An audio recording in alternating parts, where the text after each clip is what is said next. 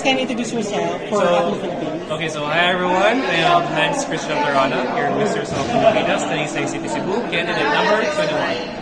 Alright, so Hans, how are you feeling right after that the pageant is over? Right after the pageant, like I'm so happy, I'm so grateful for Mr. of Pilipinas, for the learnings, the experiences, the moments that I have with the organization of my brothers. And I'm so happy that two of my brothers, they won. No, all of them, man. All of them are my brothers, and I'm so happy to see them that they won. They deserve it.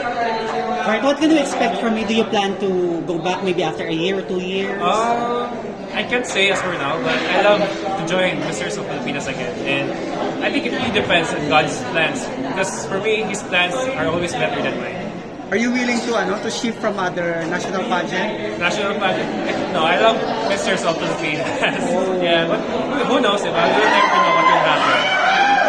How open are you into acting, modeling, or other opportunities? I'm so open to those opportunities, and if there is opportunities that will come, for sure I will grab it. Any message to your fans or supporters? So I would like to say thank you to everyone, to my family, to my friends, to my classmates for helping me pass our qualifying exam. Mark, Juliet, Kath, Ayen, Janelle. Thank you so much to our teachers. Thank you so much for letting me take the qualifying exam because if hindi ako makapag-take no, hindi ako makapag-proceed to third year. So maraming salamat po to my family. Thank you.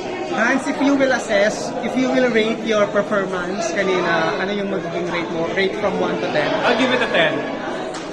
Because I know na I did my best.